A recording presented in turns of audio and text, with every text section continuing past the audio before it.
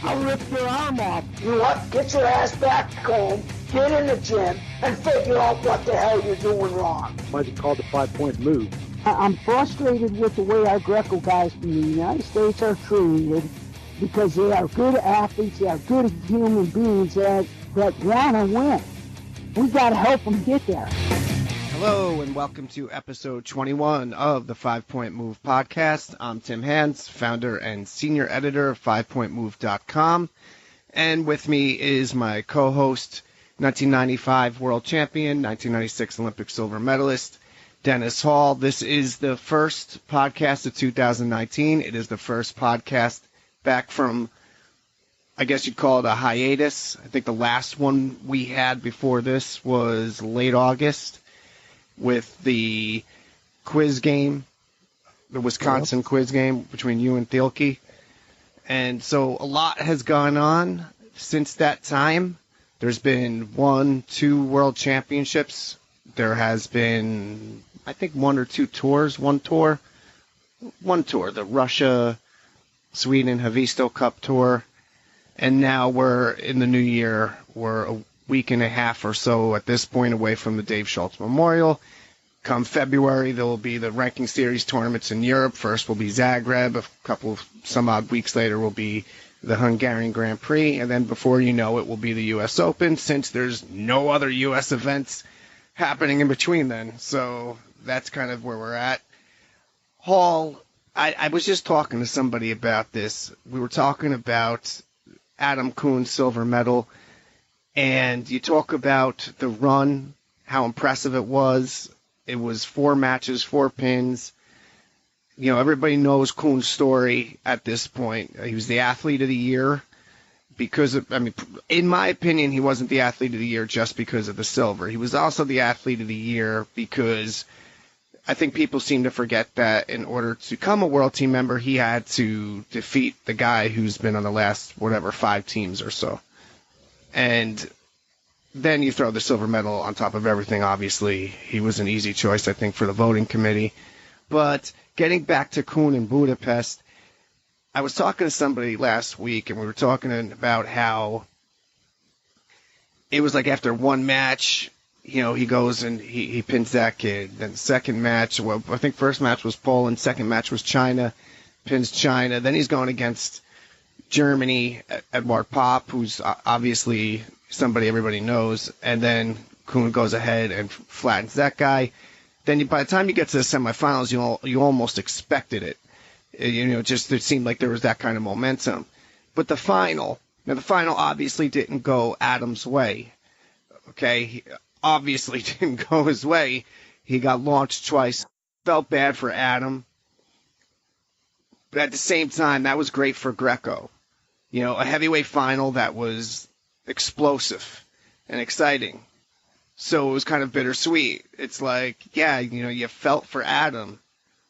But the sport at large kind of needed a shot in the arm like that, too. I mean, the last thing we really want is a heavyweight final that's a bore fest, 2-1. Somebody got pushed out or passive pointed, and that's it. I mean, it would have been great if that's how Adam won.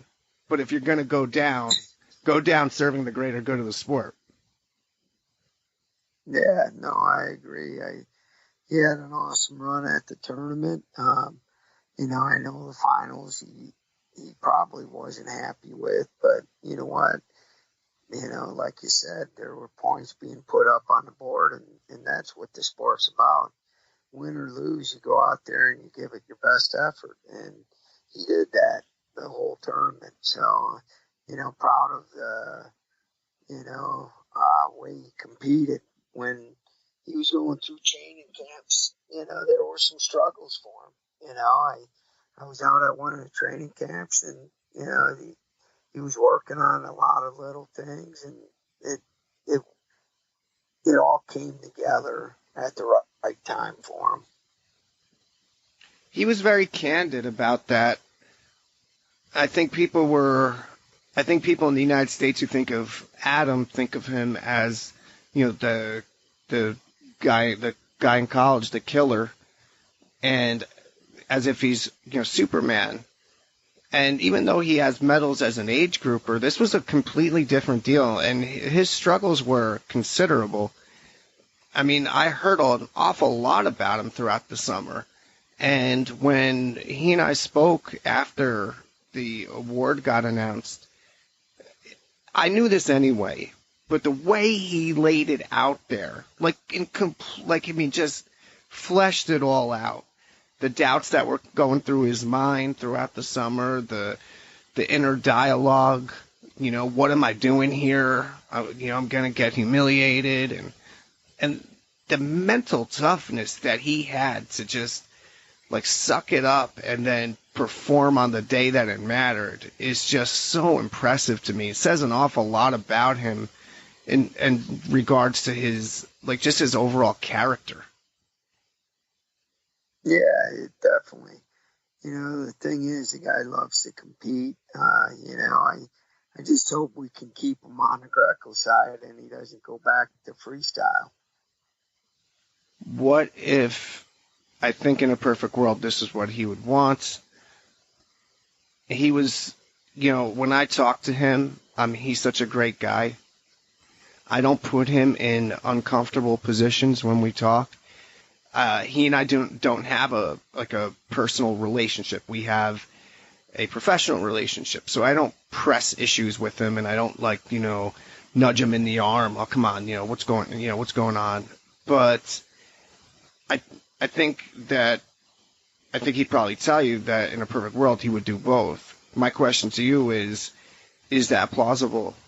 In the current climate, is that plausible? I know that this was guys going both styles is a part of our country's history, but at this stage of the game, I myself, the way I look at it is he could probably do both styles domestically. But it's not, I think it automatically diminishes his chances to be successful at the world level in both styles. I mean, in one style. He's not going to, in other words, I think that if he robs Peter to pay Paul, the idea that he's going to get another medal in Greco I think the odds of that would be pretty low. Yeah, no, I think,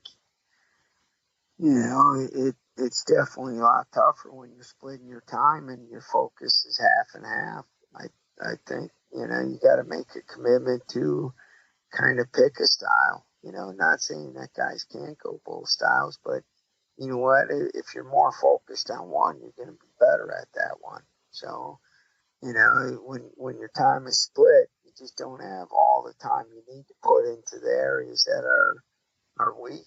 So, not saying he can't do it. Hell, who knows? Maybe he could medal in both styles in the same year. I don't know.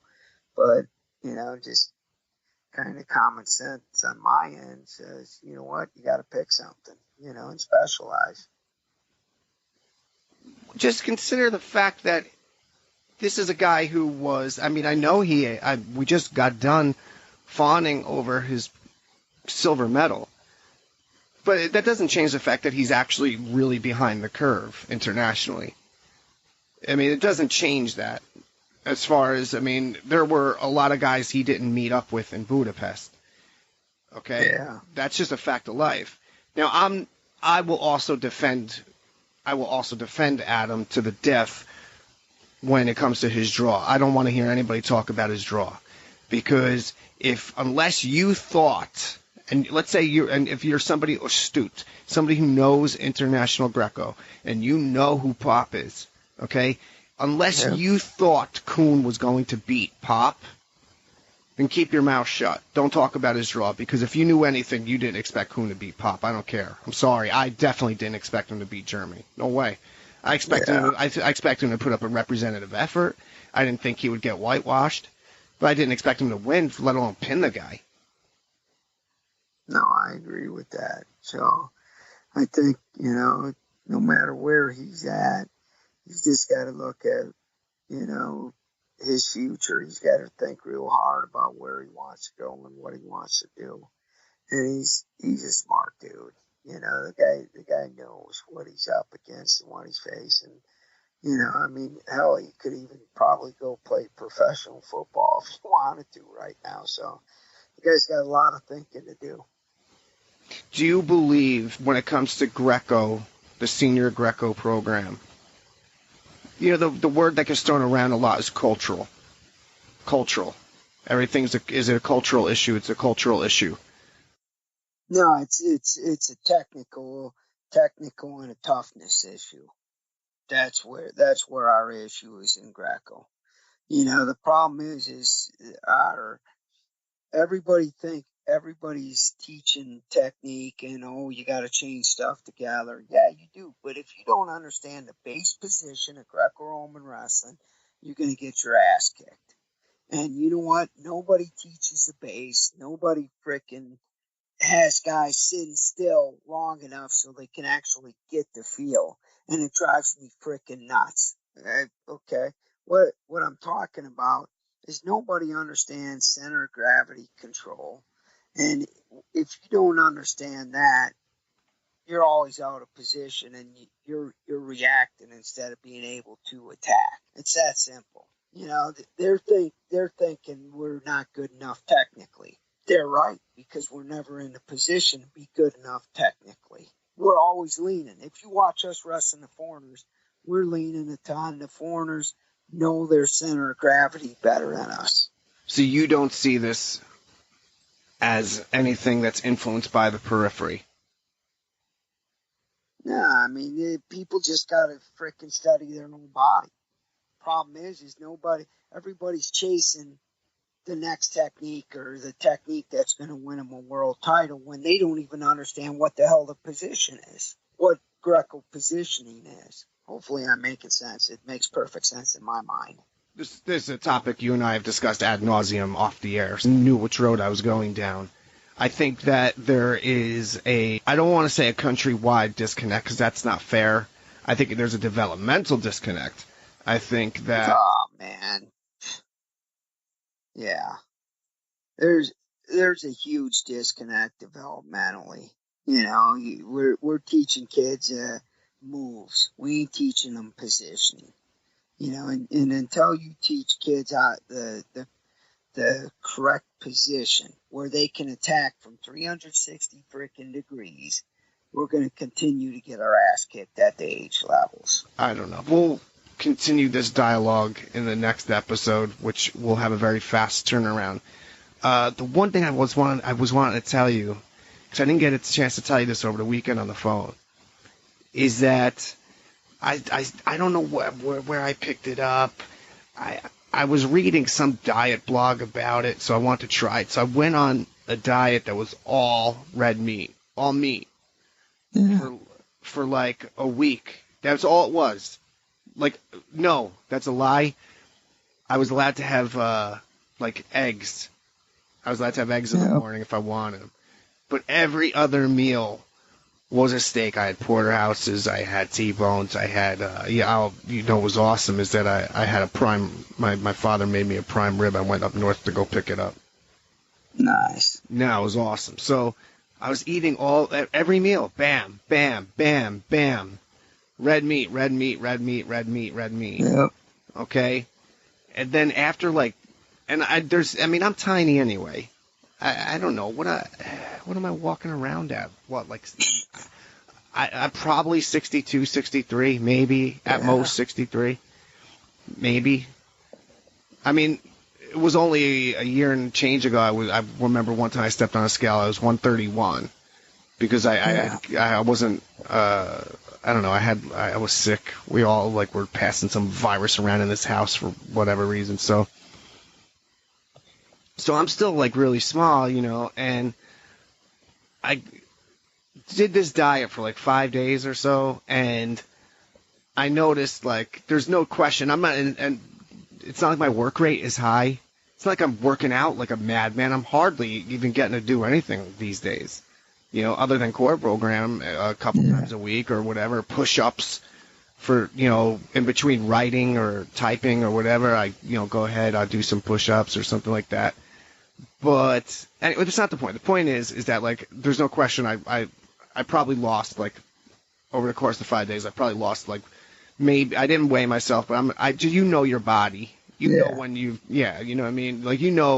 what something looks like. When I was in college cutting to 125, I didn't need to weigh myself to know that I weighed 125. I knew what 125 looked and felt like.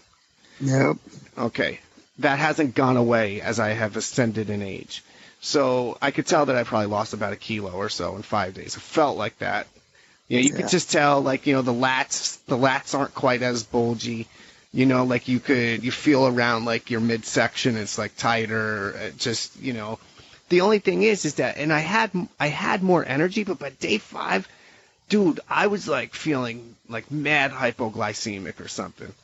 Like I was getting like the sugar shakes. I was like, what is going on? Like I felt all sorts of like messed up. And then so like I went completely wild, like completely haywire, crazy. What did I have? I like tried to like fight it out throughout the entire day. I was like trying not to break, and then like for dinner, like I was like, okay. For dinner, I was like, okay, well, I guess I'm just gonna have like a steak, which is awesome. Don't get me wrong, I'd never take that for granted. I wasn't like, oh man, this sucks, another steak. But so I got my meat out. I got my meat out. No, I got my steak out. I make this steak, and I'm like, all right, well, you know what? Here, there's my wife had made broccoli, so I put broccoli on the plate, and I'm like, all right, okay, well, this is a solid meal right here. But I couldn't get that feeling out of like my head, like that, it's like I wanted to eat like 5 bowls of cereal or something. So then I was like, you know what, screw this, and I got a piece of cornbread. Like not even like high quality cornbread. Like it was like my wife buys this. She buys like the kind of thing you get at Costco or BJ's or something like that. It's like she buys them for the kids. It's like in cellophane or whatever. So I got a piece of cornbread, and then that wasn't good enough. So I put butter on the cornbread, and then what else did I get? I ate that, and then okay, and so I raced through this dinner, right? Because now I'm getting to eat a piece of cornbread. It's like I'm getting this like I don't know, this insulin spike or whatever. And there's my son had for his dinner. He didn't even eat real food. My wife made him French toast sticks, and he didn't even touch them. So like I ate like a bunch of these French toast sticks, and there was coffee that I had, and I took like vanilla creamer and like friggin' just threw like 5. So you snapped out is what you're telling me. Oh my god! And then I like this is like Buster Douglas diabetic coma level, and then there was chocolate pudding mixed with graham crackers that my daughter made with my mother a couple weeks ago, a week ago. That was in the fridge, and we kept forgetting to throw it out. So I took it out. I was like, is this still good? I was like, smells fine. Dude, I haven't eaten chocolate pudding in like 3, 4, 5 years. I can't remember the last time. I had like so much of this stuff, and I was in the best mood in history. Like I didn't even get like a case of like the itis or anything like that. Where all of a sudden, man, you just were ready to go. Yeah, it was awesome. Body telling you to get some fat in you. Oh, it was terrific, man. It was terrific. It was such a great feeling. It brought me back to like that, like not after weigh-in feeling, but like that feeling after you weigh in and then you wrestle, and it's like, okay, like at least in college type thing, or high school, where like you can eat all weekend. Like that was like the feeling, like mentally that I had. I really loved it. It brought me back. That's good. You familiar with the all-meat diet? I did a lot of that when I was competing. I cut out the carbs.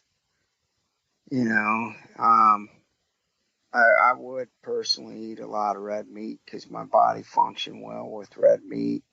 So, I'm pretty familiar with that. I mean, I'd have red meat and salads, or just like steamed vegetables and that stuff. And it really worked well for me, but I cheat a little bit. I'd have a piece of chocolate every night or something sweet, just because otherwise I'd snap and kill someone.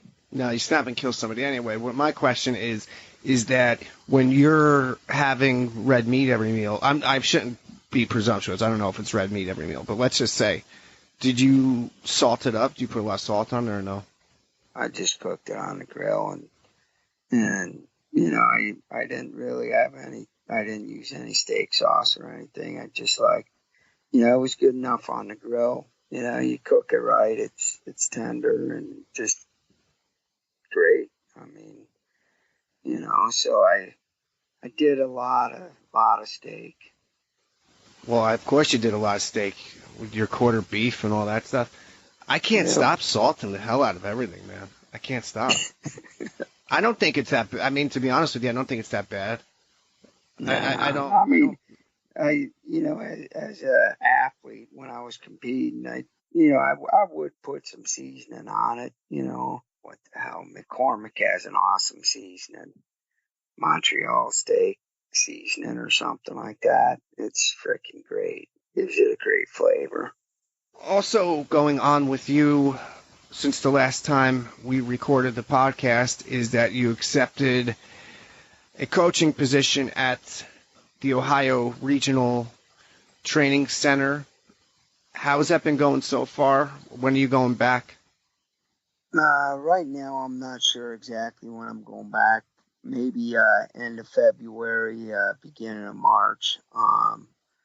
You know, it's going good. When I'm out there, I love working with the guys. The guys are a great group of guys.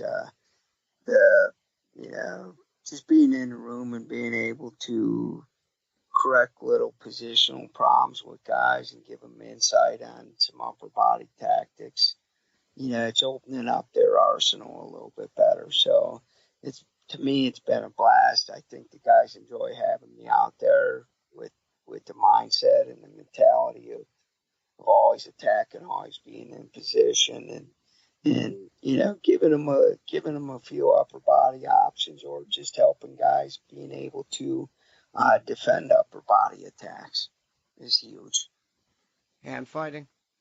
Yeah, a lot of it. Just, you know, teaching guys how to break position better and how to you know, a lot of times when guys are hand fighting, they ain't thinking about creating angles. They're just thinking about being heavy or blocking or whatever. You know, trying to help guys recognize blocks when they are battling for position. Considering that after February, the collegiate season will start hitting its apex, right? So yeah, that's going to lead to the nationals. That's going to lead to the Final 10 series and World Team Trials, or however you want to even say that at this point. Yeah. So when you say you might go back, as of now, you think you're probably going back in February, end of February. Does that mean that leading up to the Open, you'll be there probably, let's say, more than once? Yeah, I think so, for sure. You know, I know that's the plan right now. I'm talking a lot with Nathan Tomasello. He's kind of coordinating when I'm going out there. You know, I think once the college season gets over, you know, I love working with all the guys out there. Joey McKenna's a big freestyle guy, but then you got Brady and Dylan Kuntz, and you have Fritz Sherrill who do Greco. So, you know, just trying to get guys to see the value in being able to train and attack the body from every position is huge. Represent your team or club with top quality singlets, board shorts, and two-piece uniforms from barbarianapparel.com.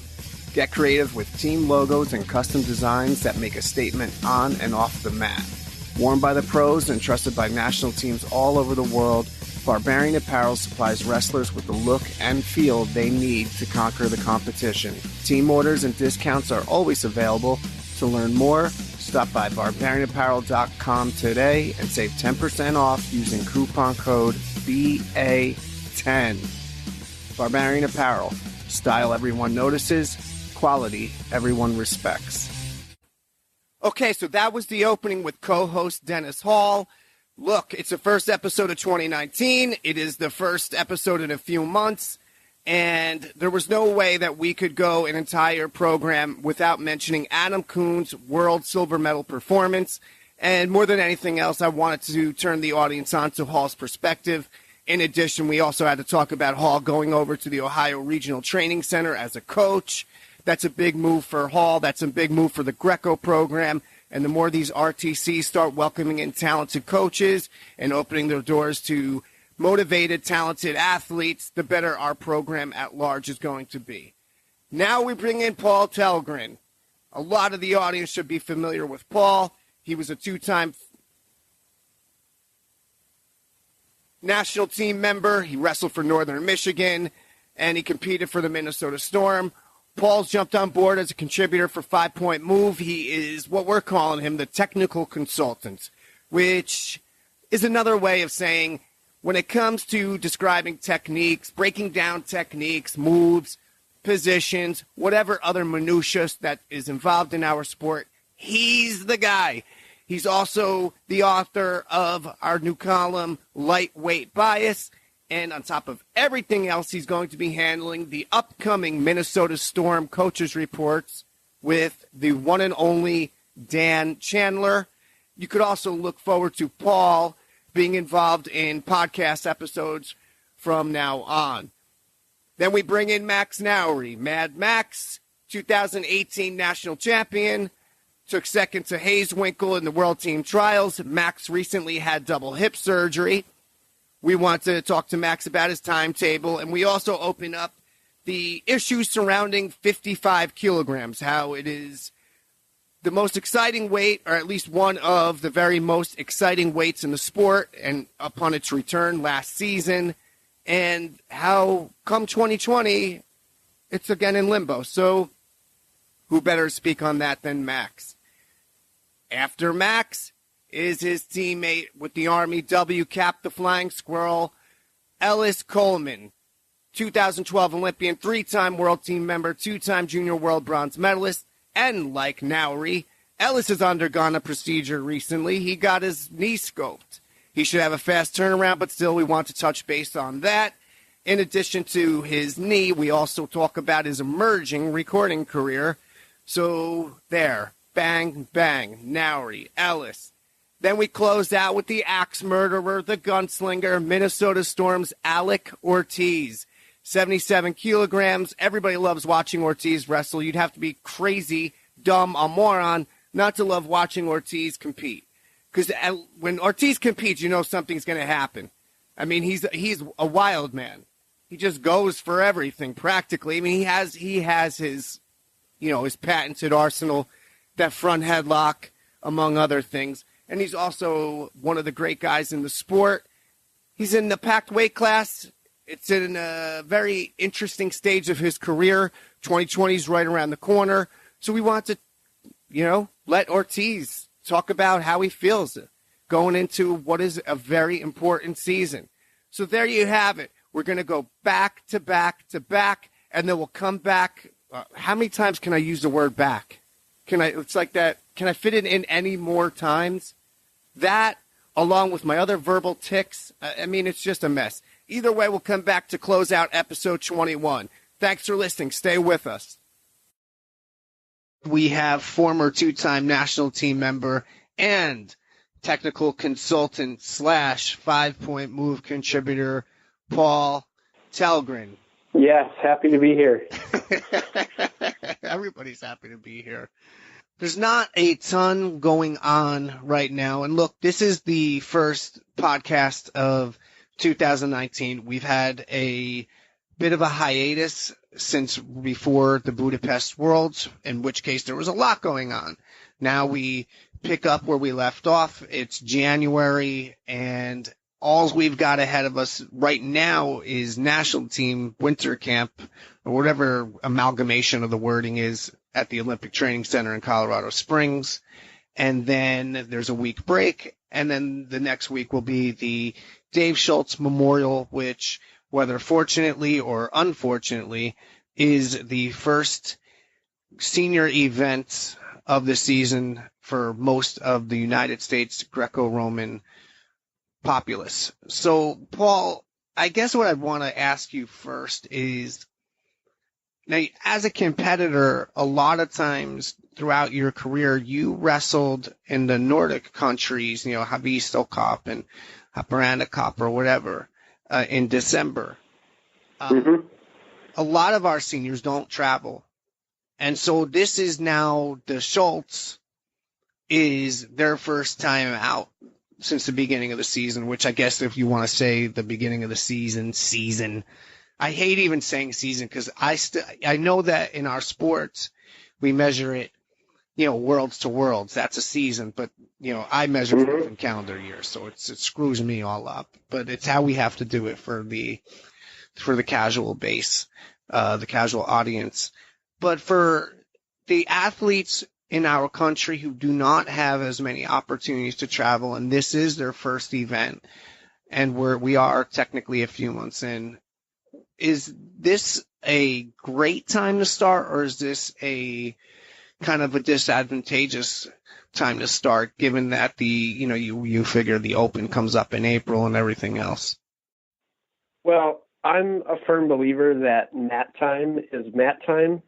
I mean, it's not always the A squad, if I can say that, but some of the competitors are very good. A lot of national team members, and I'm just a supporter of mat time in general. So, however the timeline fits in with that, I guess it doesn't really matter. It's just get out there and get the matches and wrestle hard because it's on our home turf. So. Well, you know what I always found to be interesting, and maybe I oversell this in my head, but it's the fact that Schultz is that's springs, that's altitude. You know what I mean?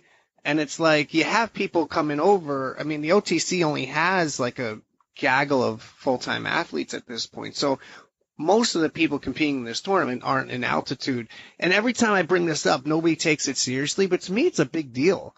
Because in every other sport, whenever they're going, whenever like there's some team going to play the Broncos or something like that, it's like, oh, well, they had to come in on Tuesday to get acclimated. You know what I'm saying? That's a real thing. I remember some of the weight cuts I had, whether it be junior trials or for the Schultz, it was always actually very tough. I traveled to a couple of countries where in my experience, I believe Colombia was the worst in South America, where the altitude was even higher than Colorado Springs. And that was one of the hardest weight cuts of my life, just because of the debilitation it puts on your body and the strain. So that was a very real thing. I always experienced the first 2 or 3 days, especially in a hard practice at the training center in Colorado Springs, was tough. Even being in the best shape of my life, training at Northern, the first couple days in Colorado they're very tough, pretty miserable.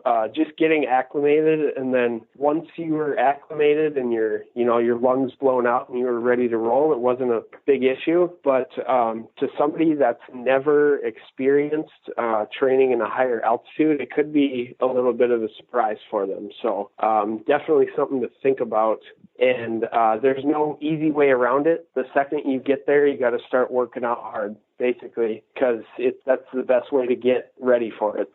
I know everybody's in fantastic shape and stuff like that, but like you're talking science here, red blood cells and all that.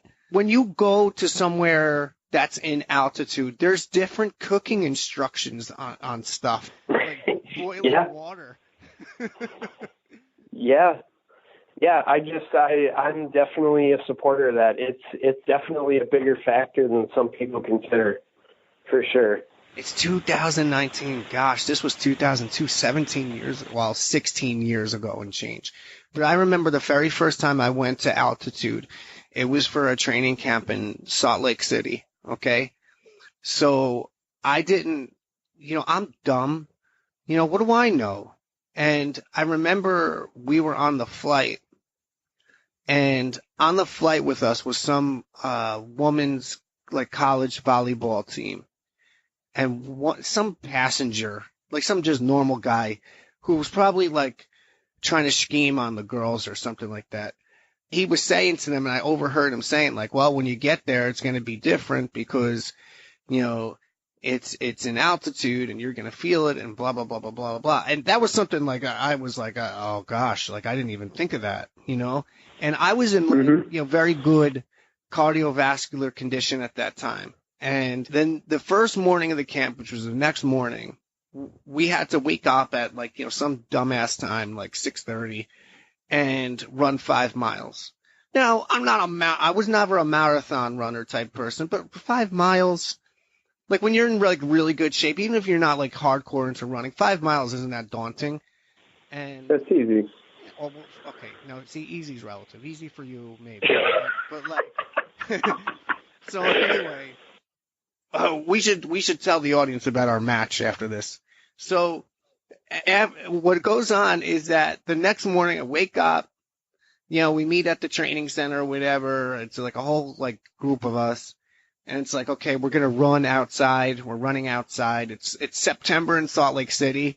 And I remember it was like, dude, in the morning it was like 42 degrees or something crazy like that, which in New Jersey, like you would never have 42 degrees in the morning, like in like early mid-September. It's just, I mean, we get cold here, but that's not like that. At any rate, after the first mile and a half, and I was running at the time, you know, so I was in somewhat running shape. After the first mile and a half, dude, I swear to you, it felt like I had run the 5 miles already. Like, I was just like, oh my gosh, this is awful. Like, this is hell. Like, why is I got why it was difficult, but I didn't get why it was so difficult. It took me, I think we got in on like a Tuesday. By Thursday afternoon, like, I was kind of starting to get correct. But like, still, man, that's like, I mean, you're only there for a week.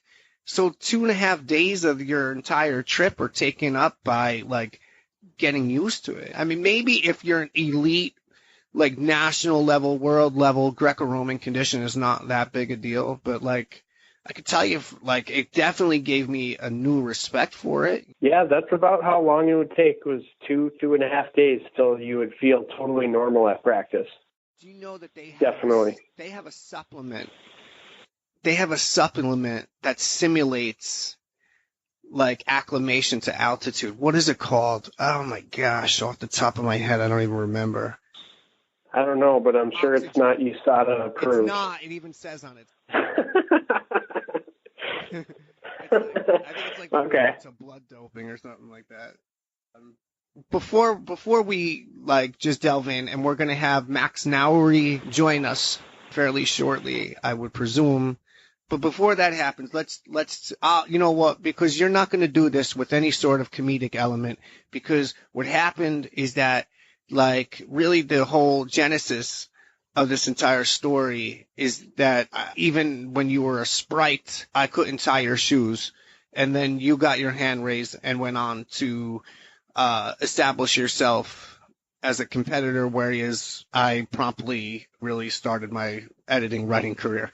So here's how it happened. 2008 Northern Plains, I think it was Waterloo, right? Yep, in Young Arena. Okay, right. So it was Waterloo. Yeah, this little dinky old, like, ice arena that's freezing cold that they put about 8 mats on the floor. That's right. And yep. Okay, so this was, I think, early May. I want to say early May of 2008. That sounds right. I am at this time, I'm 29, right? I'm 29. Paul, do you know that I turned 40 in 11 days? 11 days. Age is just a number. Yeah, dude. When we're still, that's easy for me to say. When 40 is a wake-up call away. Like, the funny part I'm is... I'm 29 right now.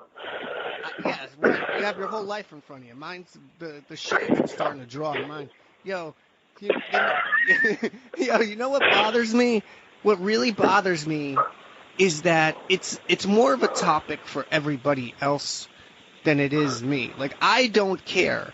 It's just that other people in my life think it's something like worthy of breaking my balls over. It's like it's something more for my wife to mention, you know, oh, like you turn 40, you turn 40. Like, so I had no choice but to own it ahead of time. So, like, over the last couple of weeks, I've conditioned myself.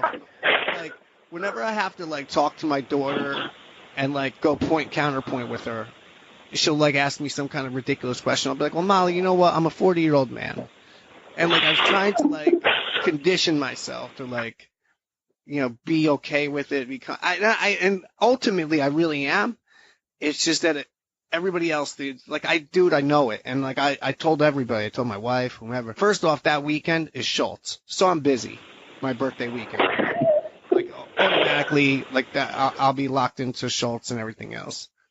Second of all, I don't want any acknowledgement, if only because, not because it's 40 necessarily, but any year my birthday pops around, I don't care. I stopped caring when I was like 11, 12, because I got a starter jacket, like a giant starter jacket. That's what I got. After that, I stopped caring. Like, I don't know, I just want it to go away. Well, I'm going to write you the biggest, most obscene, longest Facebook post you've ever seen. Yeah, that's another thing. I have it hidden on Facebook. So every year, like, I don't get it. Oh, okay. HBs or happy birthdays or nothing like that. Nobody knows. Anyway. Okay. So this is, see, without Hall, like, I get to talk more out of fear of being slammed down. 2008 Young Arena. It's 55 kilo bracket. Now, like, I wish I could say I was a better competitor. I wish I could say that, like, I was a better competitor and I was like, okay, this is the end of the rope.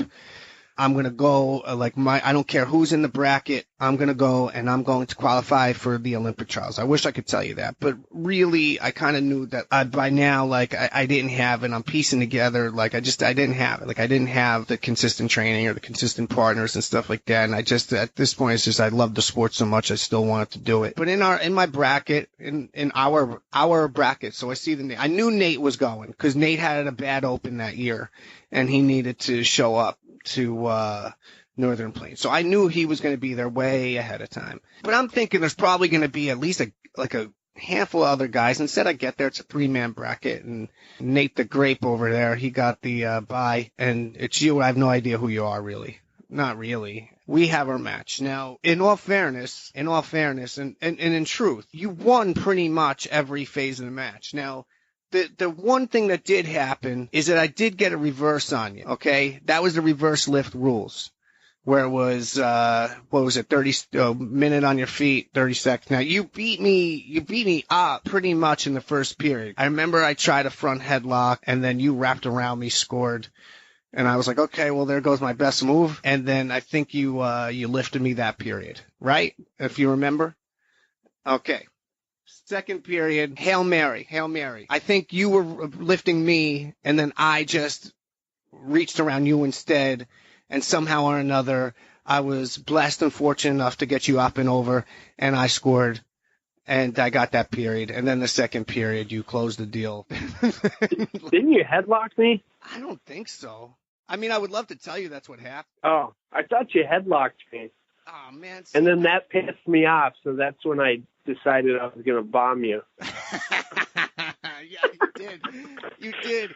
But before this even starts, let's go back to before the match started. So here I am, this skinny little white kid from Minnesota that has no idea what he's doing. And you looked older. This guy looks like a convict because he's tatted head to toe. I knew that you were going to have some man muscle because you looked a little older. You know, there's a big difference between junior muscle and man muscle. So I was thinking for a second, I'm like, oh man, this guy looks strong and tough and kind of a little intimidating. So just know that you had my eye before we even stepped out there. I was like, oh man, this could be really tough. Yeah. You must have gotten a nice confidence boost early on in the first period then. Oh, I don't know. I remember thinking that I was nervous. So yeah, but but it's not like Nate. Like, you knew who Nate was, right? I mean, of course. Yeah, right. If you don't know who the other guy is, like, how good could he be? You know what I'm saying? Like, you see hands on the bracket, I'm a non-thought. Forget about hands. He's got the daggers on the forearms. That's the menacing part of it.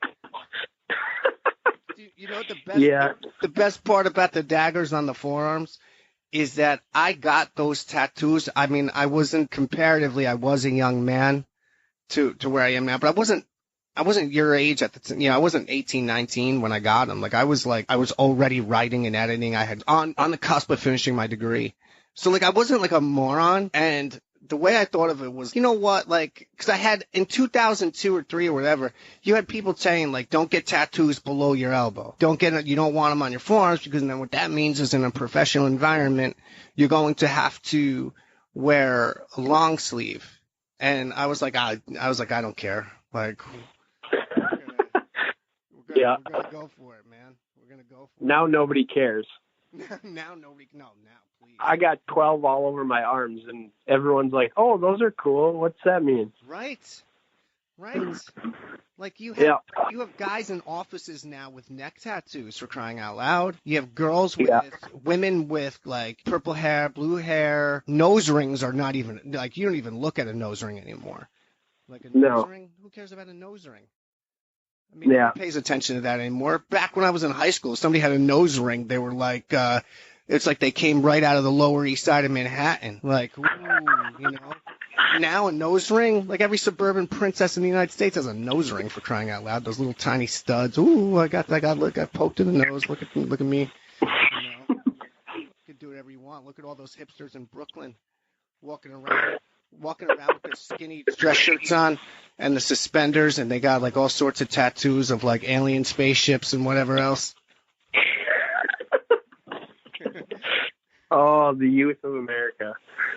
Yeah, the youth of America. A lot of these guys are 30 years old, wearing vintage Motley Crue shirts, drinking craft beer, playing records, thumbing their nose to the man. Meanwhile, they're paying they're living in a gentrified area where they forced a bunch of low-income families out so they could put a Starbucks. Yeah, wake up, people. We're joined now by Max Nowry, 55 kilograms. You could ask him if he's 55 kilograms for the Army WCAP. Max, you had a full season last year. You appear to be in, pristine, optimal health. And what wound up happening is that wasn't the case. And instead, you got surgery. Can you describe, at least for the audience's sake, the nature of the injury, when the surgeries were, and how you're doing currently? Oh, yeah. So not this past Schultz, but the Schultz beforehand. I was starting to get, I had sat out of that Schultz, and I was lifting with my coach, Alias Gary, and I started to have a bunch of pains in my groin area, and we were thinking it was a sports hernia, so we kept getting it checked out, and there wasn't anything they could find through an x-ray and ultrasound, so just kept wrestling on it. And then finally, after a year of running around with that, we got MRI done and found out that there was bone, a bunch of bone growth on the socket part of it, the top and bottom, and then that was scraping up into my labrum, which had a couple tears in it, and then above that was a cyst. So finally figured out what was going on there, and just kind of frustrating going through that for so long, but it was kind of nice to finally figure out what was wrong, instead of me thinking I was just crazy and the pain was just coming out of nowhere. Finally figured out what was going on, I want to say last February. So we're going on a year now. And then before Bulgaria? Yep. So actually I think it was the January. So it could be a year ago from now. So I just kept wrestling on it and kind of tweaked the schedule a little bit, so where I was starting to wrestle one a days every here and there, just to kind of give my hips a break. And then the left side started to hurt. So now I'm having both. I have the same issue with both hips, and it was getting kind of frustrating at the time, especially when we were kind of ramping up the bulk of the season from that January until trials. But it kind of worked out in a way where my coaches and I sat down and we figured out how many times a week I was going to be on the mat and what kind of lifting stuff I was going to be doing. So once we got it figured out, it was a lot better. But as far as wrestling, and it didn't affect my competing. I just had to kind of figure out a different way to train instead of continuously training at an intense level. Well, that's interesting to hear you say that, because, part part of what made last year special for the W Cap lightweights was the advent of the Ninja Squad, the stories about these in practice room wars and all this intense training going on that was scoring centric. Mm-hmm. Everything else, and it showed up at the Open. For sure, it showed up at the Open. But when you're going through all of this stuff last year, and you have, that seemed to me, and not just to me, I think the greater Greco community, that was a turning point. Was this whole Ninja Squad thing where all the light guys were killing each other all the time. So if that's what was going on and you're participating in it, even at a reduced rate, if you're doing one-a-days or whatever it was, your hips weren't enough to at least stop you from going hard to the requisite level you needed to? I'm pretty stubborn. So no. When we first figured out what was going on, I was able to get a cortisone shot, which put me through the training camp in with Yvonne out in Boise, and then Armed Forces, and then Bulgaria. So it kind of helped me throughout those couple of months. So it wasn't too much of an issue. But yeah, in the room, the little guys, we were just going at it on a daily basis, and it was at the beginning, it was kind of like we weren't really used to that grinding and like a constant like attacking style. And then after a month and a half of Coach Lewis and Coach Mango and Robinson just getting on us, it became a habit. And then it was fun for us to do it on a daily basis. Like, we were trying to beat the crap out of each other, but at the same time, we're getting stuff out of it. And after like a hard, blow with each other, we're helping each other out, figuring out what's working, what's not working, and then, switching it up with other partners and getting different looks. So it was kind of like it was a special thing for us, for the little guys, because we traveled as a little unit and kind of grew closer as friends too. And like you said, it showed up at nationals and then at trials. We didn't show up, except for Ellis. Ellis showed up. Where are you now as far as your timetable goes? I know that you're out for Schultz and I know that you're out for Armed Forces, but how soon after mid-February will you be back? I got my appointment tomorrow. I got to drive out to Vail for my checkup appointment with the surgery team and the physical therapy team out there. And so tomorrow I'll kind of get a better understanding of when I can return to the mat and start wrestling and figure out when my competitive schedule gets put back on online. But not Schultz. Armed Forces is a goal of mine. That's something that I want to make happen. I was actually going to ask if part of your injury was associated with defending from the bottom. Yes and no. So kind of cocking my foot up to move around in parterre was, sometimes it kind of feels stuck. Okay, yeah. Oh, I was just going to say, I remember many times where if I were defending and I was really moving around and pivoting, I would get stingers like constantly in my hips. Yeah, so I don't know, like different positions, like on bottom, kind of trying to move it and cocking my leg up to push off the mat. That would I get like I feel like my hip was stuck. But if I try to reverse lift or straight lift somebody, as soon as I went to like that squatting position, I kind of felt stuck too. So I limited some of it. Oh man.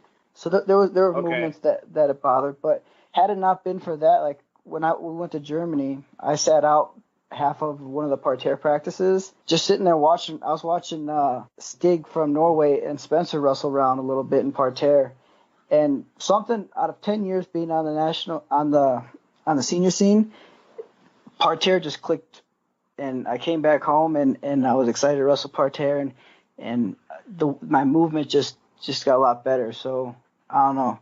That was a big, like, just kind of sitting out and giving my hips some rest and still observing the practice. After 10 years, parterre defense started to click on me, or click to me. What do you think it was? Well, the biggest thing, and I was telling it to Spencer, like, in the U.S., when you teach kids coming up, to like, you guys move off your elbows and stuff, keep kind of that proper way to, yeah. See, for me, that doesn't click. I can't move. I don't feel heavy. When you watch the Koreans and stuff, they're on their elbows, but they're constantly moving and staying heavy. That kind of style on bottom works best for me. And now it's, things that I'm learning how to break the lock a lot better and keep constant pressure.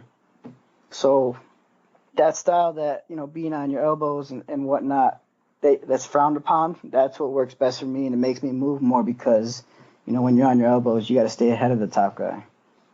Oh man, I couldn't do that. I feel uncomfortable just putting my elbows down in parterre. For me, once I started doing it, everything just felt so much more natural. Oh man, I was moving a lot better.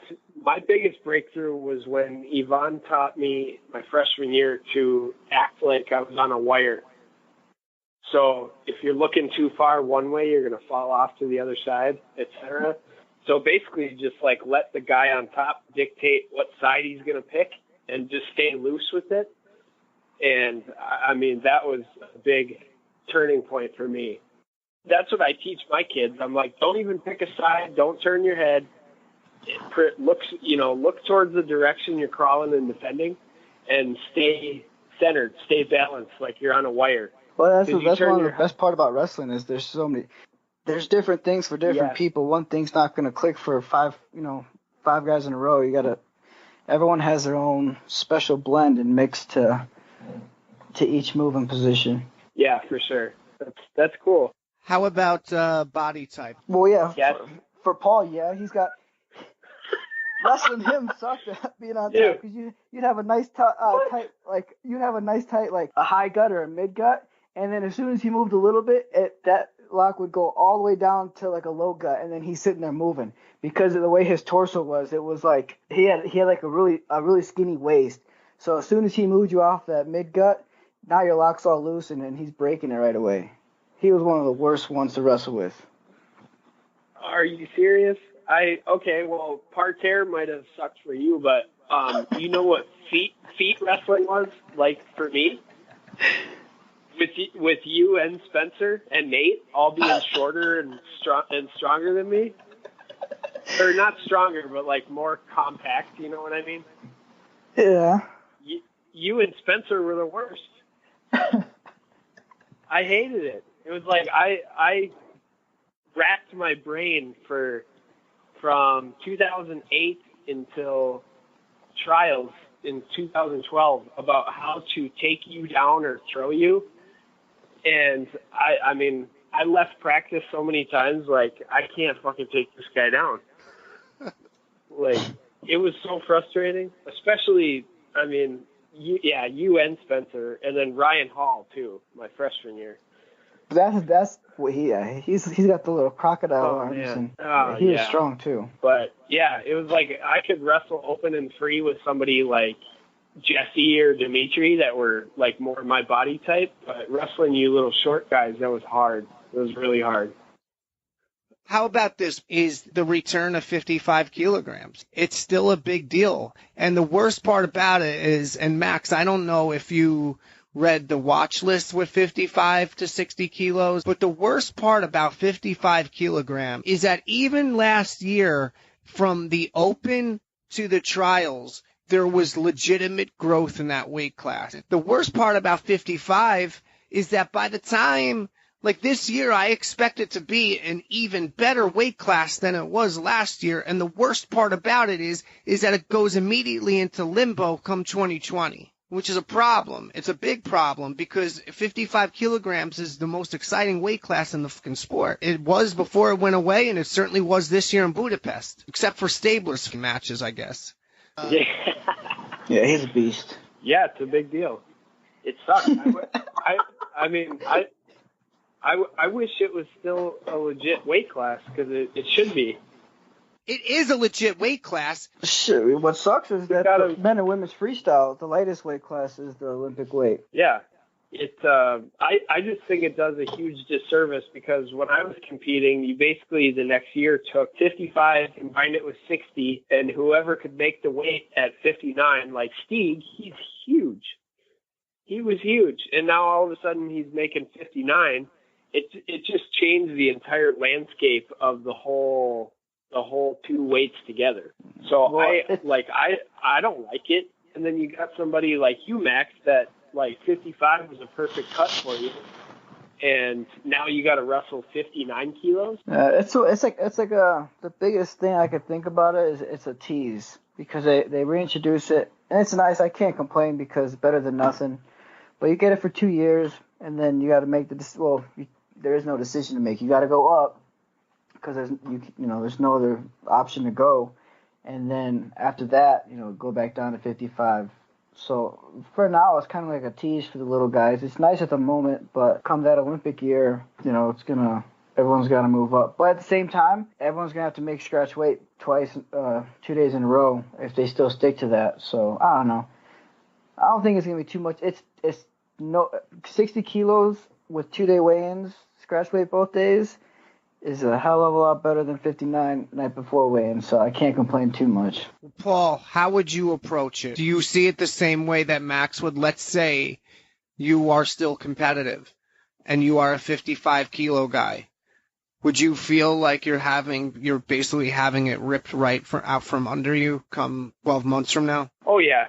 I think I would definitely feel like it was, it's a little tease where you get the proper weight class for you. You're training and adjusting for that weight, and you get used to lifting guys, training guys that are a little bit smaller, like that fit into that category. And it's just a little bit of a different competitive mindset. And then all of a sudden you get it pulled out from under your feet. Like, I don't think it's right. The one thing I don't like is that wrestling, when I say wrestling, I mean United World Wrestling. They say that they are trying to put forth a better product. They keep screwing with the rules to manufacture more action. 55 kilograms has a better chance of selling the sport to outside observers than perhaps any other weight. I mean, you could throw a few others in there that are exciting in their own right, absolutely. But what we saw this season, and when I say this past season, I don't even just mean Budapest. Every large tournament, every ranking series tournament, wherever 55 had a decent population, you saw exciting matches, cover to cover, great finals, whether we're talking Vabi Emre or even Takti Cup and all that stuff going on throughout last year. It was all terrific. And now we're at a point where we're going to be able to enjoy it for 9 more months, I guess. And then we have to take it, it just doesn't make sense to me from a marketing standpoint. And I'm not saying that and I get it. I understand why the weight classes are the way they are for the Olympics. I get it. I'm not dumb. But there has to be, going forward, in order to save the life's blood of this sport, 55 kilograms or thereabouts, whatever that looks like, has to be included in the Olympic curriculum for 2024 if we're serious about selling this sport. I don't know if there was. I'm trying to think back to the Worlds in any tournaments that I wrestled at 55 or had watched. But I don't recall really 1-1 matches. Almost every single match at the Worlds had a 4-point throw in there, and whether the matches were quick techs or not, you're getting points being put up on the board. Especially if you're watching Azizli from Azerbaijan or the Georgian, those two guys. That should have been the finals match. But if you watch those guys the whole tournament, they're making it the whole match exciting. That weight alone was. I don't recall. Matches going 1-1 where it's all put on parterre and passivity calls. Yeah, even the opening rounds had points. Yes. And all the way through the medal matches too. Yep. The Georgian got those 2 nice arm throws for the bronze medal match, and then Azizli got the tech. Guys are getting. If you're at 55, I don't think I saw really many guys not get a lift or score some type of big points throughout that match, and that was consistent throughout the bracket. Well, for my article, I watched almost every single match from even the beginning matches all the way through 67, and I saw that almost through every match of every weight from the first 4. We're here with multi-time World Team Member 2012 Olympian Ellis Coleman. Ellis, right away, I think I have to ask this before I ask anything else, is you went and got scraped, you went and got your knee scoped, meniscus, whatever it was. Well, then, you know what, let's make a two-part question. First off, how long was that a problem for you? Second of all, what does your recovery window look like? My meniscus has been a problem for about quite a while, a few years now, actually. I still can remember one of the important matches where it locked up on me at 2013 World Team Trials, actually. I was wrestling against Harry Lester. You could see it in the match. My knee locked out, and I had to try to fix it, and it kind of screwed me, actually, because I was trying to gut him, and I couldn't gut him because my knee was stuck. But after that, I just rehabbed and tried to get my quad stronger, my hamstring stronger, and I didn't really have a problem too long, and then it started coming back to more when I started cutting weight again and losing muscle. So now it's been for this past year and a half, it's been a pretty consistent problem. So I just decided afterwards to get work done, and I got work done on January 4th. I got it scoped, and I'll probably be back on the mat the end of this month, beginning of next month. You started to feel it catching more often? You started to feel it? Yeah, a lot more often. Are you going to be back in time for Armed Forces? Yep, that's the plan.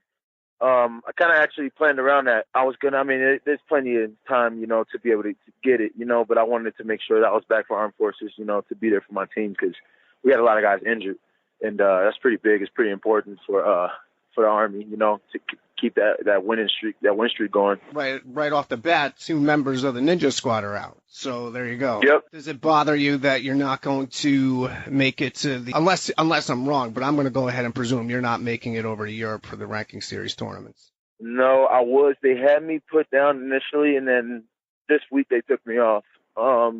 Yeah, I wanted to wrestle in Croatia. I still think I can wrestle in Croatia. Given the time that I heal and stuff like that. I haven't been on the mat yet, but, as far as the healing going right now and rehab and stuff like that, I think that everything's going pretty fast. So, it would have been nice to go over there and wrestle in that competition. I never wrestled in that tournament before. And plus, I know it's going to be good competition. Just being in that region, that area, all the countries that go there. It's a ranking series tournament, too. That's also big, So, but, I go to Armed Forces, and then right after Armed Forces, I'll go to Germany and get some training and try to train with Stabler and whatever other countries are there. With the ranking series format, now look, I know your job is to make the team and then try to win a medal, but with the construction of the ranking series format, the tournaments, the points, all that, is that something that bothers you at all? Considering how it worked out, especially last year. Last year what we saw globally were wrestlers pretty much comprised from different regions owning all the points because, there was Takti Cup, there was Vabe Emre in Turkey, and then they have their continental championships. So let's say Asian championships. So they had 3 ranking series tournaments on their side of the planet, and thereby they earned an awful lot of points, which is what affected a lot of the seeding throughout the weight classes. Right. We don't have it spread out like that yet. So my question is, does that at all annoy you? No, you're going to wrestle whoever you wrestle anyways at the World Championships, The past 4 teams I've been on, I've always wrestled top seeds anyways, the guys that won it.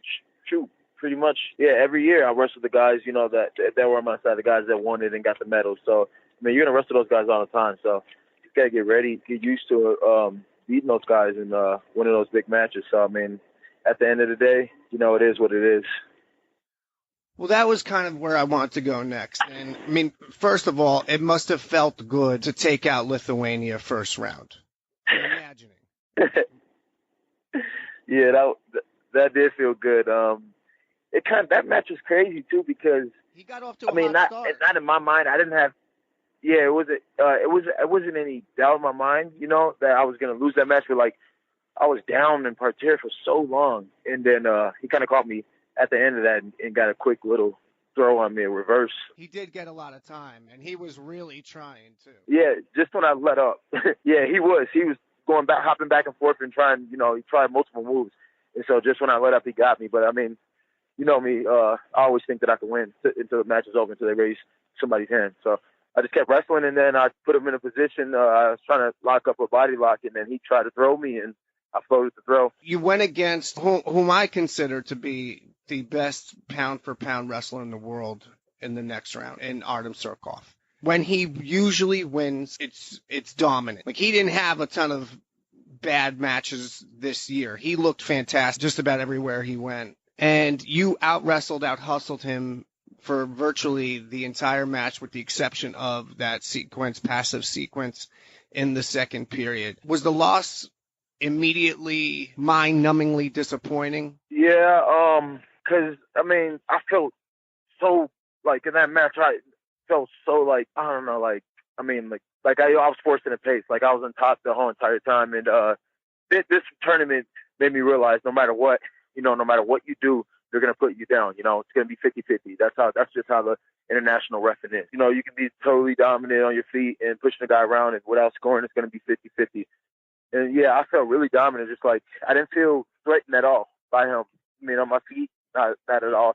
Parterre, he ended up turning me. I was defending pretty well too, and he got me at the end of that there out of balance. But it came down to me being able to defend. But even in that match, I was on top. If I would have turned him, it would have been a different match as well. You know, I just it's just like Junior Worlds in Hungary and Budapest. I lost to the Russian first match. It was the same thing. Like, it kind of like hindered me, or like made me dwindle a little bit. You know, because like it feels like we were overseas for so long. You know, training for a month, and it all came down to that moment, you know, and that was the guy that I knew that I needed to beat to win the tournament, you know, and I had that opportunity. So it was just like, man, you know, but then Coach Lewis, always being, you know, a good coach, a good mentor coach, he got me right back up and told me, you know, just be ready to roll, you know, ready to wrestle again. And I just bounced back and got up and got ready to wrestle again. Now, look, I don't want to get screamed at, because I know in your version of this world, there's no such thing as a moral victory or anything like that. But the fact that you had him reacting to you the entire time, the fact that he, like I said, he is, I mean, until I'm proven wrong, in my mind, he's the, you know, out of every way, I mean, some people could say Stabler. There's things I see out of Surkov that I like more. I think he's the best pound for pound. If not, it's him and Stabler 1 and 2. But do you take a positive from it? I definitely take a positive from it, because even with me being down, you know, in the rule set or whatever, I think the biggest thing for me that I thought that gave the edge was the blood time. We kind of got scrappy right in the beginning, and he purposely shouldered me right in the lip. He shouldered me right in the lip, and that's when I knew it was going to be a fight, because I was mad, because I was just, you know, pushing into him hard and shouldering him. So he called me right in the lip and split my lip the first like 30 seconds, and he looked right at me right after he split my lip. And so, you know, right when he looked at me, pissed me off, and I was like, okay, you know, it's going to be a fight.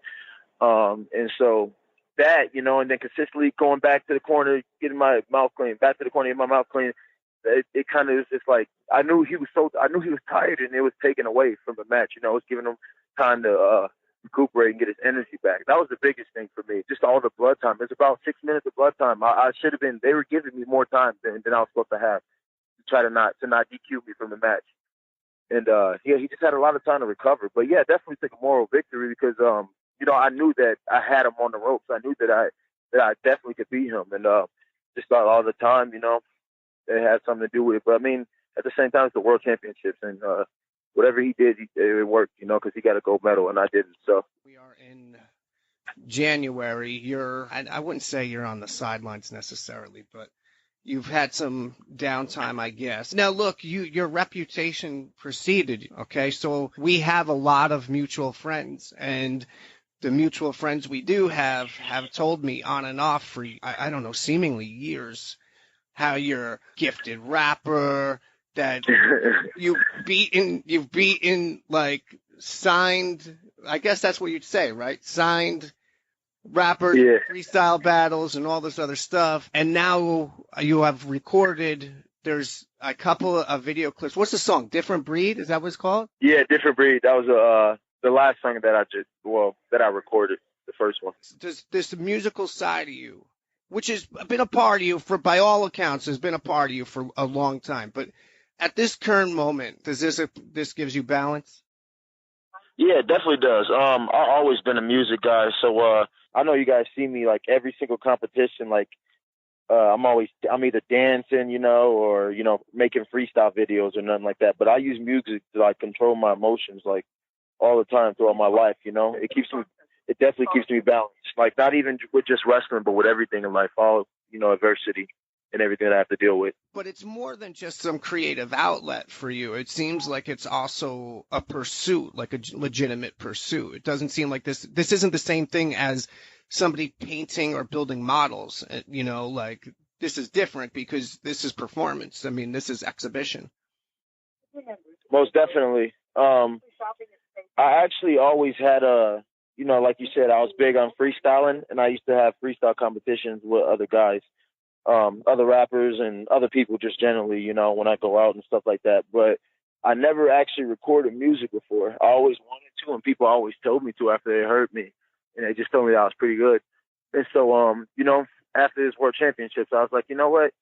Like, what's there to lose? I love music, and like, I'm getting older and like, I have 2 kids now. Like, I definitely that's one of my passions. It's been one of my passions along with wrestling since I was young. And so, I gave it a shot. I started going to the studio and I started recording music now. And I actually been really happy recording music. I feel like it's going to be a big thing though. It's going to be pretty uplifting, now that I'm doing it and wrestling at the same time. And, I started recording. I probably already have an album, here in probably a couple of weeks. I'll have an album. I made about 9 songs now. And then, my cousin works with music. So he came out, from Chicago to, Colorado, and, he came and shot a video for me, and that's our first start right now, first take, the Different Breed video. You got your start with this basically freestyling, so you have songs. What did you have I'm imagining you had a writing process. You're putting down lyrics and bringing them into the studio, right? I mean, is that how it worked? Yeah, yep.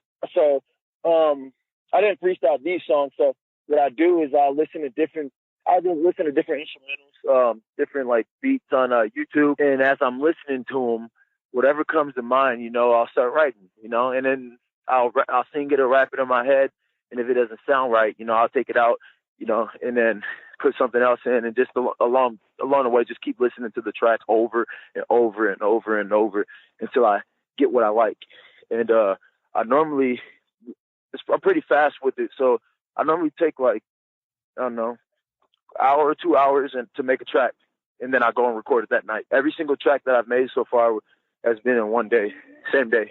Same day, you wake up, you go through your life, and that day, bursts a song.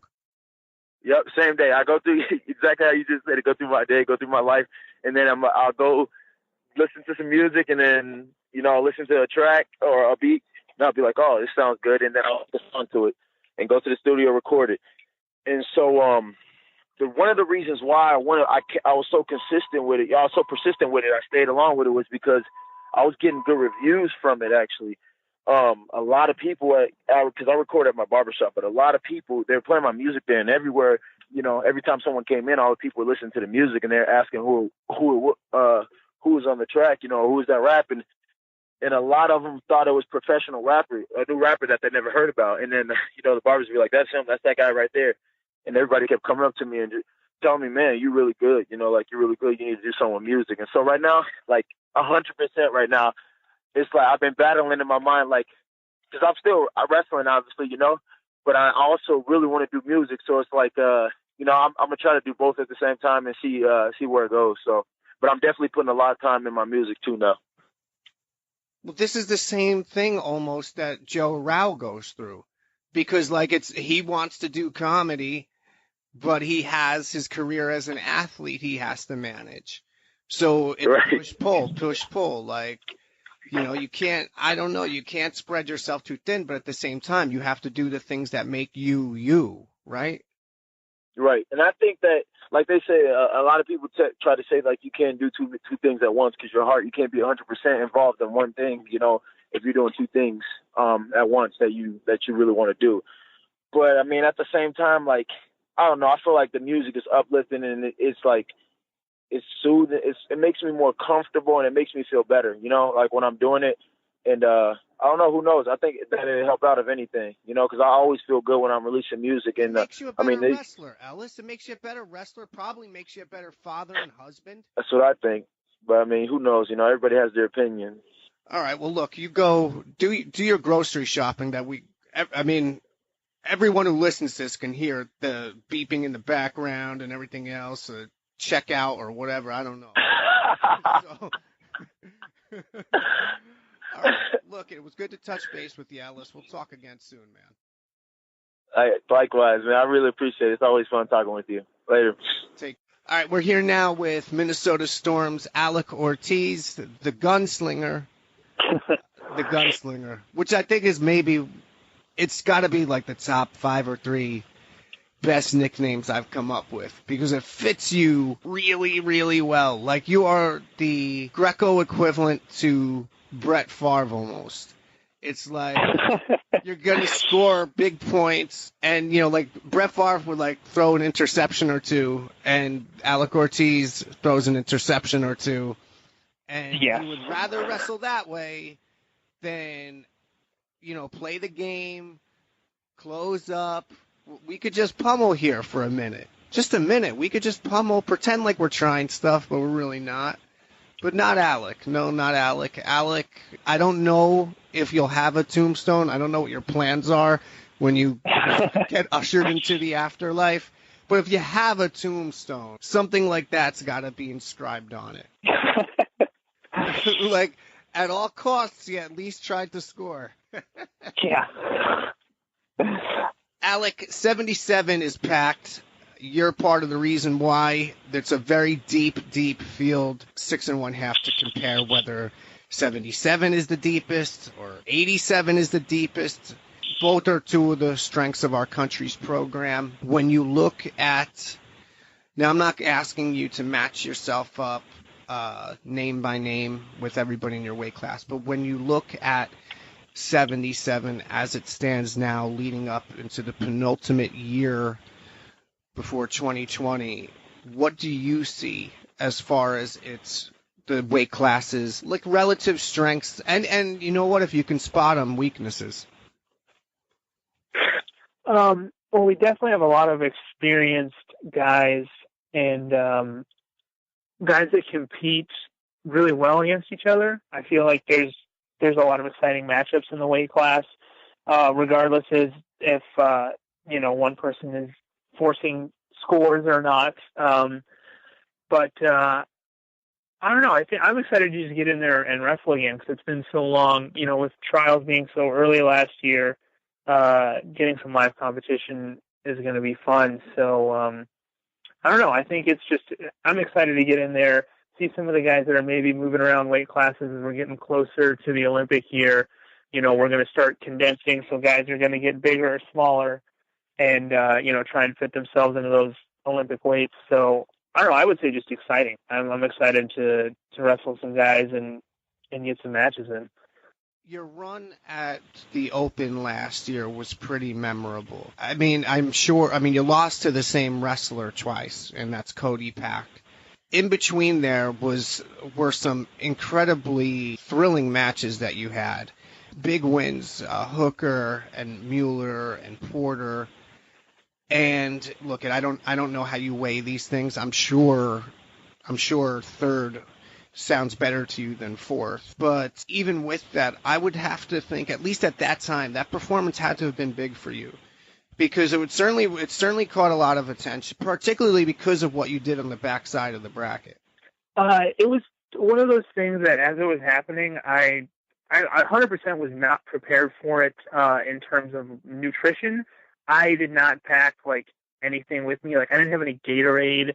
I had 2 granola bars. Not that I had really much time in between matches to get anything, but I stole the salt shaker from the concession stands, and I was drinking salt water because I didn't have any Gatorade. I needed something because I was so tired in between each match, because I had to work really hard to win each match. I don't think I had anything that was I don't think I got any tech falls or anything like that. So everything was hard fought. And so as it was happening, I was just oh crap, I'm up again. Let's go out there and wrestle. And then having it and losing to the same guy immediately afterwards was kind of like, well, crap, I just wrestled 5 matches in a row or whatever it was and won to lose to the same guy. I didn't really get anywhere, but it's kind of a fun thing to look on back now. I know definitely that's something I can use as a coaching tool later. Little kids on the backside of the bracket or whatever age group I'm coaching, I can be like, hey, you can win a bunch of matches. I've done it before. If I can do it, you can do it. So if nothing else, it'll be good for that. But it was kind of nice to see that I could still do that. You train to win every match that you're in and hope that if need be, you can wrestle a bunch of matches back to back and have the gas tank to do it. And so it was, if nothing else, it was nice to know that I could do it. And I'll always have that. Like, hey, I was in good enough shape to wrestle 5 matches with 10, 15-minute break in between each one and scored slightly more points than everybody else. The weight cut is that a major issue for you? No, I don't. I think wrestling in college and having all of those, 2-hour weigh-ins, hour weigh-ins, it just got me used to making weight and being able to perform and seeing guys do it a bunch of different ways. I've never really liked the big weight cut at the end, to try and be as big as possible for the weight. My strategy has always been to be in the best shape as possible. So weight cut's not too bad. I try and do it nice and slow. And so that way the day of weigh-ins, I'm cutting, maybe a pound and a half. That's just what's comfortable to me. So that way I'm also training at that weight, pretty far out as well. So it's an issue that I don't have to deal with, in the same way that maybe some other guys who pull a little more weight have to. Do you think weighing in at scratch weight in 2019 is going to affect a lot of guys? I think it's probably not going to affect too much. It seems like guys are kind of figuring it out. I don't know that anybody's missed weight on day 2 when they had the 2-day weigh-ins, and I don't. I think for everybody, it's like getting that first match under your belt is huge. So it might be slightly more important now with guys making weight, but we're all elite level athletes. I think that guys are smart enough to figure it out, and I don't see it being too big of an issue. I'm curious to see how it plays out internationally, because those are the dudes who didn't come from a college system. Oh, definitely. That's the one place I think that we're going to have a solid advantage. Those guys who, even if you didn't wrestle, in college in that type of system, even if you just wrestled in high school, we know what that's like, having to make weights consistently throughout the year, having to make weight, the state tournament day 1, day 2, getting that little bit of an allowance, and those overseas guys haven't had that opportunity. My thing I was kind of half joking about for a while is that we were going to do so well at the World Championships with the weigh-ins. They were going to see that, these U.S. guys can weigh in like that. All right, never mind. They won too many medals. We're going to change that again because we don't want them to have that advantage. Yeah, no, I remember you said that. So, yeah, I don't know. We'll see how those guys adjust to it. But that, again, those are world-class athletes too, so I can't see them having too many issues with it for too long. Well, no, and plus a lot of them are pros. They have, This is their primary occupation. They can go ahead and hone in on weight maybe a little bit more so than some American athletes who, I would venture to say most American athletes who have responsibilities during the day outside of training. Yeah, exactly. It's, again, for us, we don't have maybe some of the luxuries that some of those other guys might have in terms of it being their only job. But, again, we have enough of a heads up, and we do have the advantage of going through that collegiate system, which, if nothing else, gets you ready to make weight because you have to do it so often. Okay, so let's get back to your style. I'm a giant fan of your style. Okay, you know I am. I've said before publicly, I don't know anybody who doesn't love watching you wrestle. You know, the best part is, and I'm not saying this in a elbow you in the ribs, ha ha ha way. It's like at the very least with an Ortiz match, you know something's gonna happen. Like it is not gonna be 2-1. Oh my gosh, like this was 2-1, and that last point was a passive point. That's how it ended. Like, look, there's going to be blood. Like something's going to happen. My question is, we are in 2019. It is a very, very important season. It's a qualifying year, and it's also obviously leads into the 2020 and the 2020 trials and things like that. Are there adjustments that you, in order to make the 2020 team especially, that you're looking at? If only because, these matches, especially, let's say you get to the semifinals and then the finals of the mini tournament, next thing you know, you find yourself in the 2020 trials best of 3. A lot of those matches don't end 15-13 and stuff like that. So, is that something that you've thought about, especially since we are where we are? I honestly can't say that I've thought too much about changing the kind of the style of match. I think that's since I started wrestling, I've tended to find myself in those type of matches that are just a lot of points being thrown on the board. Depending on the competition, high school and stuff. A lot of times I was able to throw a lot of points on the board, and that would kind of be the end of it. But yeah, I think it's just kind of in my genetic makeup as a wrestler. So trying to getting rid of the dumb mistakes, maybe the things that are preventable. Don't just try and force a throw or don't make something happen just because nothing has happened yet. Maybe being a little bit more patient. But as far as, wanting to go out there and kind of make things happen and score points, I think that's always going to be part of it. The only time I made a world team, those matches I can remember the best 2 out of 3. It was a junior world in 2009, being super nervous the entire time. And if there was ever a time where I would think that would play a factor, like starting to tighten up and, be a little bit more conservative, I was still getting into crazy scrambles and putting a lot of points on, on both sides of it, on giving up points and getting points. So I don't think that'll change too much. Hopefully, maybe give up a couple less points, but as long as I end up with more points at the end, I guess I can't argue with the results. No, absolutely not. It's always been, if Ortiz is wrestling, bet the over. Yeah, well, and sometimes I can imagine it's got to be a little bit nerve-wracking to watch for my, friends and family. I can remember I was watching some film on myself the other day, and it was getting pretty late in the match, and I remember thinking, this is a match that I wrestled in, and I'm now watching, and I legitimately was like, I don't know if I win this match, because there's not a lot of time left, and I don't have very many points. And I don't remember who it was, but I scored in the last maybe 10 or 12 seconds to go ahead and win by a point or two. But I mean, if I can't even tell if I'm going to win a match that I've already, wrestled in, and then I'm watching for maybe a second or third time, I can't imagine how that feels for the friends and family. You do provide very valuable service, if not education. And that is, and I'm not breaking your balls when I say this, is that you are proof that you can score in this sport. If there's anything Greco gets criticized for, it's that sometimes there's a lack of scoring. You're one of the highest scoring wrestlers in the country. I would reckon to say that's a fact.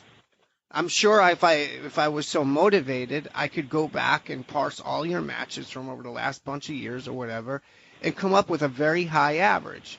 So you score points. And that's a lesson, I think, especially to the cadets and the juniors and things like that. Just because points can be scored. Like, it happens. Like, it doesn't have to be... It's like I almost have gotten to a point, at least in terms of my fandom, where I don't see like, let's say, an 8-0 match that ends in the first period as, like, terribly notable. Like, I don't look at that as, like, oh, you know, that certainly doesn't qualify as a high-scoring match. How did those 8 points happen? Is it great if it happened because of, like, you know, 2 4s or something like that? Fine. But a lot of times that 8-0 happens because somebody got put down and got rolled across the mat. You know what I mean? And while that certainly has a place in our sport, and it's not like I don't mind. It's not like I mind watching that because I love all of it. But it's not the same thing as two guys with the principal objective of scoring on each other. Yeah, it's one of those things that it's exciting to see. I mean, you hear it. You know, if you're in the gym and you just hear the crowd make, you know, the ooh, or you hear someone's legs flap because they got arm thrown, and you know what that sounds like, and so there's an excitement that comes with it, even if you missed it. Even if that had to be a good one. I know what that sounds like. That doesn't just happen. That wasn't a slide by and then a push out or something. Something cool happened, and hopefully somebody got it on film because that's going to be fun to watch. And I think it is. I mean, all the cool wrestling T-shirts are guys getting suplexed. There's not a lot of cool single leg ones, so it's an exciting part of the sport that people will want to see. And so anytime there can be more of that is going to be a good thing. And I don't know. I think it's. I mean, we're getting to see more guys that are more exciting. I would say that I know the constant rule changes have been to make things more appealing to the casual fan, and I think you could send a casual fan or maybe somebody who doesn't know to some of these U.S. competitions, and there's been a lot more action, I would say, that I've seen. Guys are getting thrown more. Guys are engaging more. You know, when you get to maybe this, you know, you said the semifinals or the finals, things might get a little bit tighter, but you know, guys are still getting launched. So I think it's moving in that direction for sure. Where are we? We are in January. Alec, what do you have coming up? There's stuff coming up. There's Dave Schultz Memorial. There is really not a ton after that until the Open, I guess. What are your competitive plans as of this moment? I'll definitely be going out to the Schultz and competing in that. And then afterwards, I'm just going to look at the schedule of the tours, see where the U.S. is going, and try to pick something there that would be a good competition opportunity. I mean, anytime I can, you know, leave the country and go compete, especially since we don't have as many tournaments this year, is going to be beneficial. We have none, Alec. I don't want to talk about as many. I mean, it's crazy. It is crazy that we're trying to build Greco in this country, and yet we didn't have, you know, they wouldn't let NYC hold the Bill Farrell or whatever happened with that in November.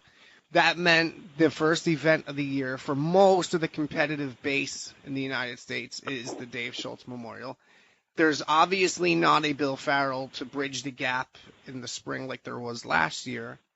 So I don't know what you're talking about, man. There's nothing. Well, I guess less is still technically not as many. But yeah, I'd like to get overseas somewhere and compete. Still trying to nail down exactly what that looks like, what works best for the training schedule, and then what opportunities are available. So I'm still working on locking that down. Definitely go to all of the domestic tournaments that we have. But yeah, we're still working the foreign tours out at this point. Not to put words in your mouth completely, but would you say that there's a high likelihood you compete in Europe soon enough again? Yes, I would say so. I mean, if it doesn't happen, I'm going to be pretty bummed out. So, yes. Okay, perfect. And that gives everybody something to look forward to. Alec, thank you for taking the time, man. Thank you, and I love talking to you. You're one of the good guys in our sport. And like I said 90 times, I mean, a bunch of people really love watching you. So, well, I appreciate you having me on. This is it's always good chatting with you and talking about wrestling with people who know wrestling. So I appreciate the opportunity. Thanks for popping on, Alec. All right, thanks. Okay, so that was Alec Ortiz, and you heard him. He'll be competing at the Dave Schultz Memorial a little over a week from now at the OTC in Colorado Springs. He also mentioned that it's a high likelihood he gets overseas. And you know what? He's gotta. And he's not the only one. Because after Schultz, let me tell you something. There's going to be another big gap. Something we could use a whole lot less of in this country. After Schultz, here's what you've got. You've got the armed forces. And then after the armed forces, there will be that bridge between the Pan Ams and the Open. You're not counting the guys who are going over to Zagreb and Hungary in February. Okay? Only a fraction, a mediocre small percentage of the senior athletes from the United States compete and train overseas. So that means the lion's share of athletes, they're not doing much. They're not getting enough matches. They're going to Schultz. After Schultz, the guys who aren't going overseas, their next event is going to be the U.S. Open. So think about that for a second. It's something that needs to change. On top of everything else, it's going to fly by. This season is going to fly by. After February, you figure you're leading up to like I said, the Pan Ams, and then it'll be the Open. And then with Greco being involved in the Final 10 series, it's just going to breeze right by, for better or worse. That's, at least right now, that's what it seems like. And episode 21 flew by as well. We're going to be back with another episode right on the heels of this one, so look forward to that. If you would like to, you can follow Dennis Hall on Twitter. This is just tradition at this point. That's all this is, people. Hall's not going to use Twitter. He has a gaggle of followers. I don't know why I can continue to do this. Either way, if you would like to follow Dennis Hall on Twitter and not see him post, you could do so at Dennis Hall WGW. And as always, for USA Greco-Roman news, results, and athlete perspectives, please go to 5pointmove.com. Follow 5Point Move on Twitter. That is at 5PTMove. That's it for episode 21, everybody. Thanks for listening, and we'll see you soon. This show is part of the Matt Talk Podcast Network. For more wrestling podcasts, head over to MattTalkOnline.com.